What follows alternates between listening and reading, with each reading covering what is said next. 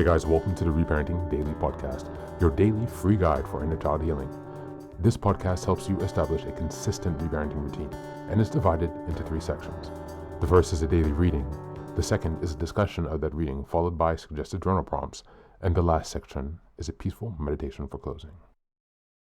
Good morning, good afternoon, and good evening from whenever and wherever you're joining us. I'm so glad that you can join us for this journey of healing, self-expansion, and growth.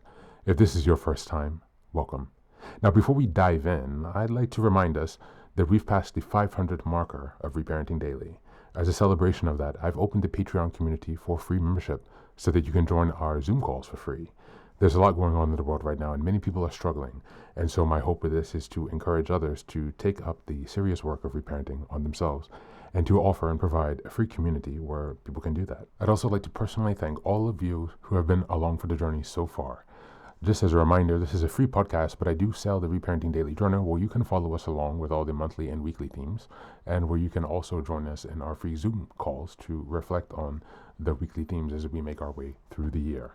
This is something that I've opened up for free, but you can purchase the journal if you'd like to support the podcast. You can also just copy the themes within your own journal and follow us along there. If you'd like to support us in other ways, you can also join the Patreon with a paid subscription or also donate on Buy Me a Coffee. Just as a reminder, I've created another resource called Fairy Tales for Reparenting. This is a 3-volume series that organizes fairy tales from around the world into the 3 phases of the hero's journey, from beginning, middle, to end. Now, these are fairy tales that come from Grimm's fairy tales and other traditions and other cultures around the world. And while you might think that fairy tales are for kids, actually, these stories contain profound truths and lessons that we can use in our reparenting journey. So these books are a very simple and creative way to connect to your inner child. I'd like to send a very warm thank you to Maria, who has been helping me to edit the books since I had some difficulties in the fall and I've had some issues with my eyes.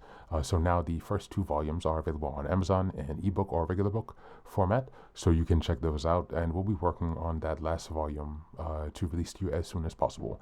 But again, these stories are ways to connect with lessons that are shared across different cultures, to reconnect with your inner child, and to really teach yourself some lessons that have been carried down for centuries and millennia. As we're passing episode 550, I'd like to also turn your attention to the fact that I've changed the meditation at the end of the podcast, and so you can check that out now for a new experience of binaural beats. So this helps with binaural stimulation from the left to right ear, a bit like a replication of the EMDR experience. So I'm hoping that this can help bring you guys some relief, and we'll have other meditations coming soon as we progress with the rest of the year. So with these announcements now out of the way, let's dive into today's practice. Hey guys, today's reading is a poem entitled Giving Thanks for Joys and Sorrows. This is a poem by Charles Hanson Towne. As always, you can find the link in the show notes. Just as a reminder, we're in November, and the theme for this month is gratitude and abundance. We're in week 4, and the theme for this week is gratitude in difficult times. Giving thanks for joys and sorrows. Lord, I am glad for the great gift of living. Glad for thy days of sun and rain. Grateful for joy with an endless thanksgiving. Grateful for laughter and grateful for pain. Lord, I am glad for the young April's wonder. Glad for the fullness of long summer days.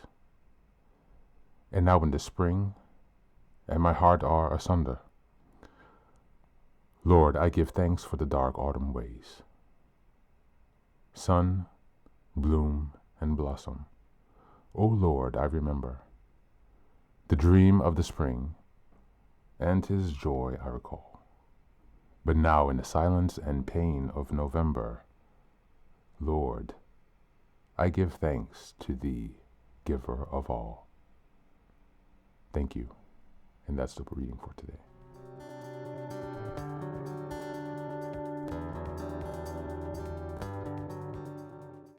Welcome back. This poem hits a deeper note than the previous readings.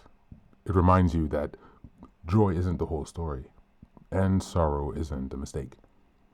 The poet here thanks God not just for the sunlight, youth, spring, and laughter, but also for the dark Novembers, the separations, the pain, and the seasons that feel barren. This isn't about glorifying suffering. It's about developing the spiritual and emotional strength to hold on to both light and dark without collapsing.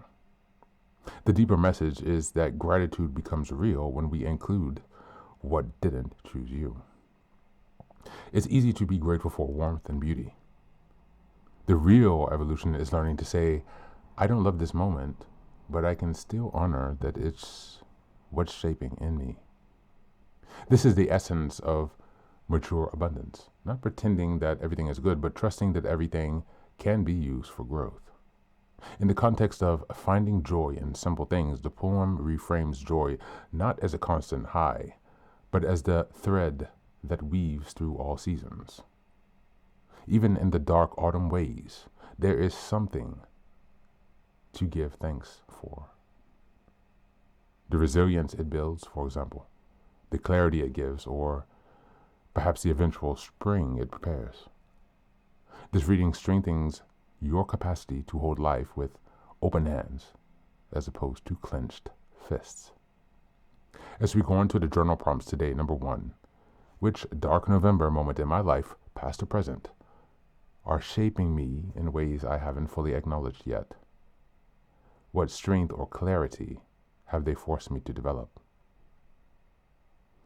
Number 2, where can I practice gratitude without pretending to like pain? Gratitude for the meaning, not the suffering. And number 3, what simple, quiet joys remain available to me even in my personal autumn seasons? And how can I notice or honor them more intentionally? That's it for today. As always, thanks for being here. Take care of yourself, and please do be well.